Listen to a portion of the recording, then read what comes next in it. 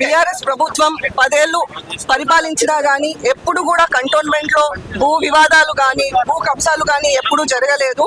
Congress 2.5 years అయ్యేసరికి వాళ్ళు ఇక్కడున్న గవర్నమెంట్ ల్యాండ్, అది కూడా ఎంఆర్ఓ ఆఫీస్ ముందరున్న ఈ సర్వే నంబర్ 157/1 ఈ ల్యాండ్ ని గవర్నమెంట్ ల్యాండ్ ఇప్పుడు అది ఇంద్రమ్మ ఇల్లులు కట్టాలి అనేసి మొన్న ఇక్కడ చెప్పినది ఇప్పుడు ప్రైవేట్ వాళ్ళు తీసుకున్నా కానీ ఇక్కడున్న ఎమ్మెల్యే, కాంగ్రెస్ ఎమ్మెల్యే ఏమి మాట్లాడటం జరగట్లేదు. ఇది ఇప్పుడు ఇక్కడ మాల్ కట్టడం జరుగుతుంది.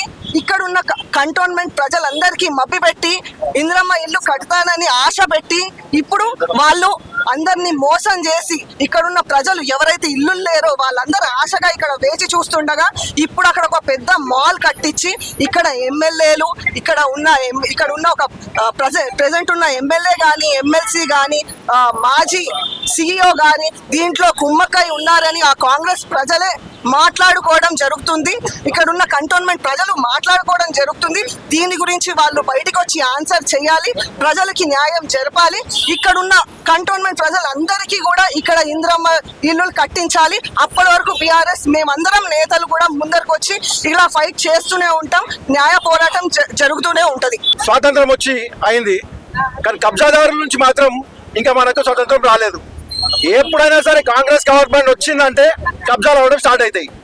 అంతకుముందు ఏదైతే 157/1 ల్యాండ్ గురించి మనం మాట్లాడుతున్నామో అంతకుముందు కూడా ఇదే ఐఏఎస్ ఆఫీసర్ ఆ రోజు కంటోన్మెంట్ 157/1 లో ఉన్న 8 ఎకరాల భూమి గవర్నమెంట్ ల్యాండ్ అని క్లియర్ గా చెప్పిండు. మరి అదే ఐఏఎస్ ఆఫీసర్ ఇవాళ వచ్చి ఇది ఒక ప్రైవేట్ వ్యక్తి లేదని చెప్పి వాళ్ళకి ఇవ్వడం, మరి అదే విధంగా కంటోన్మెంట్ బోర్డు నుంచి కూడా వాళ్ళకు మరి ఒక బౌండరీ వాల్ కట్టుకోవడానికి పర్మిషన్ ఇవ్వడం అమానుషం అని చెప్పి తెలియజేస్తా ఉన్నాం. ఎన్నో ఏళ్ళగా ఇక్కడ నుంచి మా బోయినపల్లి అనుకోండి లేదా అల్వాల్ అనుకోండి చుట్టుముట్టు తిరుమలగిరి బొలారం వరకు కూడా అందరు వెయిట్ చేస్తా ఉన్నారు. కేసీఆర్ గారు వచ్చి ఎన్నో వేల డబుల్ బెడ్రూమ్ కట్టినప్పుడు ఈ యొక్క ల్యాండ్ ఉన్నది ఈడ మళ్ళా మా దురదృష్టం కాంగ్రెస్ గవర్నమెంట్ వచ్చింది, మళ్ళా బీఆర్ఎస్ గవర్నమెంట్ వస్తే ఈ 8 ఎకరాల్లో ఎన్నో వందల ఇల్లు వస్తాయి. ఖచ్చితంగా ఎవరైతే రెంట్ కడుతున్నారో మా బాబుజీ గారు కానీ చుట్టుముట్టున్న జాగాలు ఎన్నో జాగాలు ఉన్నాయి.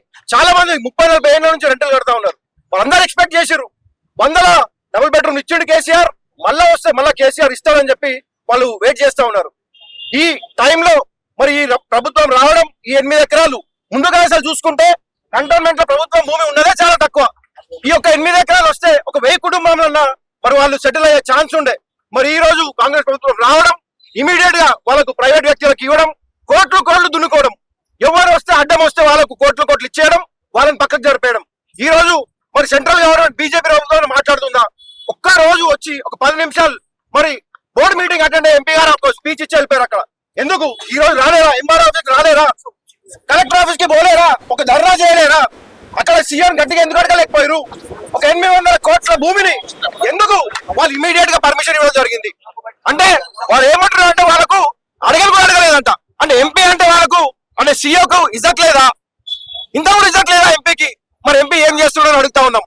మరి పైన ఎంపీలు ఎమ్మెల్యేలు ఈ విధంగా ఉంటే ప్రజలు ఎటు పోవాలని చెప్తా ఉన్నాం. కేసీఆర్ గారు వస్తేనే మళ్ళా బంగారు తెలంగాణ వస్తుందని తెలియజేస్తా ఉన్నాం.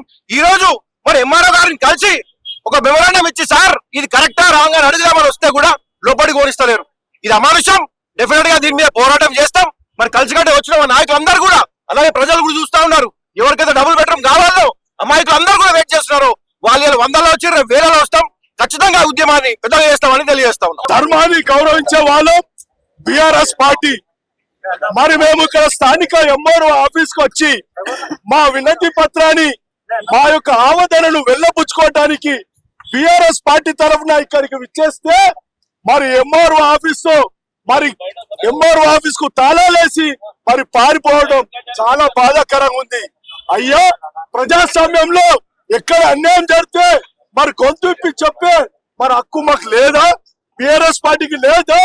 ఇక్కడ స్థానికంగా ఉన్న బోన్పల్లి మార్కెట్ వద్ద పక్కకే ఉన్న ప్రభుత్వము భూమి 800 కోట్ల ప్రభుత్వ భూమి మరి భూ కబ్జాదారులు బకాసురులుగా తినేస్తుంటే ఇది కాపాడమని చెప్పడానికి వచ్చి ఎంఆర్ఓ గారి దగ్గర వచ్చి మేము అయ్యా ఈ భూమి పైన మీరు ప్రభుత్వ బోర్డులను పెట్టేసి ఈ భూమిని రక్షించి ఈ పక్షులను పారదోలి మరి ప్రభుత్వ భూమిని మన పేదలకు ఇండ్లు కట్టించి మరి ఇక్కడ స్కూళ్ళు కాలేజీలు మరి అందంగా ఉండటానికి ఉద్యానవనంలో కట్టిమని చెప్పి మేము మొరబెట్టుకోవడానికి వస్తే మరి ఉదయం నుండి గొంతు చిచ్చుకొని అరుస్తున్నా కూడా మరి నిమ్మకు నీరెత్తనట్లు దున్నపోతు మీద వర్షం కురిసినట్లు ఇక్కడ అధికారులు మరి చూస్తూ కూర్చున్నారు. కానీ మీకు ఏం కావాలని చెప్పి అడిగే నాదులు లేడు, ఏం లేడు. మా ప్రధానమైన డిమాండ్ 800 కోట్ల భూమి ఉన్న సర్వే నంబర్ 157 పైని వెంటనే కాపాడండి.